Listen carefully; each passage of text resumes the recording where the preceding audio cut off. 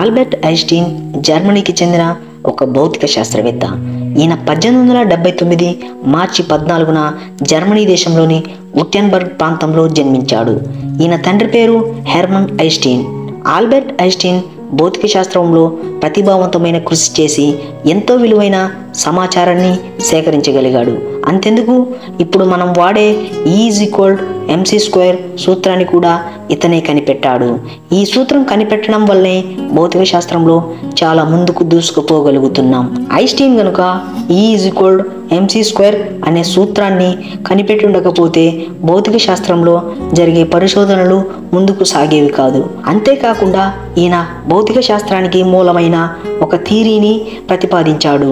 అదేమిటంటే general theory of relativity, అంటే సాధారణ సాపేక్ష సిద్ధాంతాన్ని ఈయన ప్రతిపాదించాడు. అదేవిధంగా 1921వ సంవత్సరంలో క్వాంటం థియరీ పరిణామక్రమం మరియు ఈ క్వాంటం థియరీ పరిణామక్రమానికి అవసరమైన ఫోటో ఎలెక్టివ్ ఎఫెక్ట్స్ కనిపెట్టినందుకు ఐన్స్టీన్కు నోబెల్ ప్రైజ్ వచ్చింది.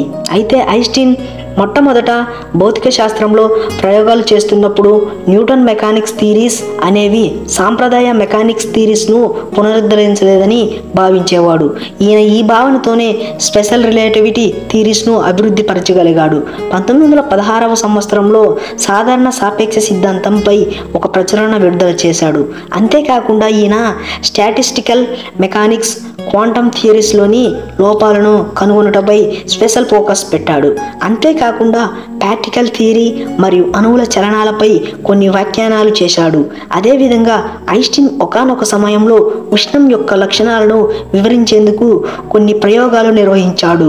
ఆ టైంలో ఆ ప్రయోగం ద్వారా తెలిసిన సమాచారం ద్వారా కాంతి ఫోటాన్ సిద్ధాంతాన్ని కనుగొన్నటకు సహాయపడింది. ఆ తర్వాత 1917వ సంవత్సరంలో సాధారణ సాపేక్ష సిద్ధాంతం గురించి మరెంతో ఈ ప్రపంచానికి తెలియజేశాడు. ఆ తర్వాత ఐన్స్టీన్ అమెరికాలోని బెర్లిన్ అకాడమీ ఆఫ్ సైన్స్లో లెక్చరర్గా పనిచేయడం మొదలుపెట్టాడు. కొంతకాలం అమెరికాలో లెక్చరర్గా జీవితం సాగించాక ఈయన 1940వ సంవత్సరంలో అమెరికన్ పౌరసత్వం లభించింది. ఆ తర్వాత ఐన్స్టీన్ అమెరికాలోనే స్థిరపడిపోయాడు. రెండో ప్రపంచ యుద్ధం జరుగుతున్న సమయంలో అత్యంత శక్తివంతమైన బాంబులను తయారు చేయుటకు ప్రయోగాలు జరుగుతున్నాయి. అయితే ఐన్స్టీన్ ఈ ప్రయోగాల గురించి ఒక వ్యాఖ్యను అనౌన్స్ చేశాడు.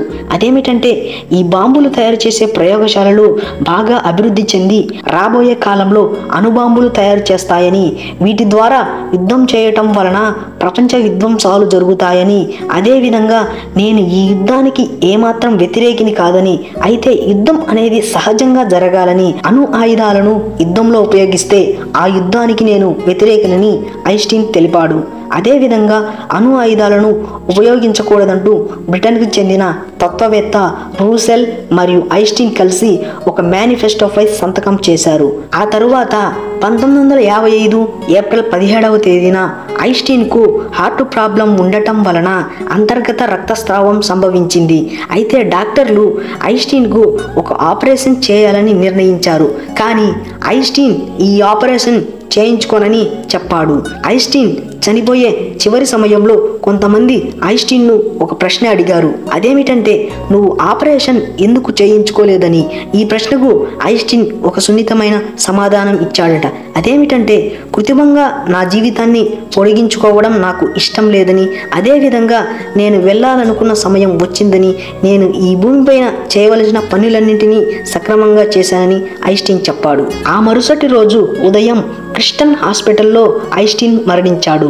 అయితే ఐన్స్టీన్ చనిపోయాక మృతదేహాన్ని పోస్టుమార్టం చేసే సమయంలో థామస్ సోల్జ్ హార్వే అనే డాక్టర్ ఐన్స్టీన్ యొక్క మెదడును దొంగలించాడు. ఈ ఐన్స్టీన్ మెదడును దొంగలించడం వెనుక ఒక స్పెషల్ స్టోరీ ఉంది. దాని గురించి నెక్స్ట్ వీడియోలో తెలుసుకుందాం. అయితే ఐన్స్టీన్ తన జీవిత కాలంలో 300కు పైగా ఫిజిక్స్పై శాస్త్రీయ రచనలు చేశాడు. 150కు పైగా శాస్త్రీయేతర రచనలు ప్రచురించాడు. అదేవిధంగా 2014 డిసెంబర్ 5వ తేదీన అన్ని విశ్వవిద్యాలయాల్లో ఐన్స్టీన్ రచించిన 30,000కు పైగా శాస్త్రీయ రచనలను విడుదల చేశారు. ఫ్రెండ్స్, మీకు కనుక నా వీడియో నచ్చినట్లయితే లైక్ చేయండి, షేర్ చేయండి, కామెంట్ చేయండి. అలాగే సబ్స్క్రైబ్ చేసి పక్కనే ఉన్న బెల్ ఐకాన్ నొక్కండి.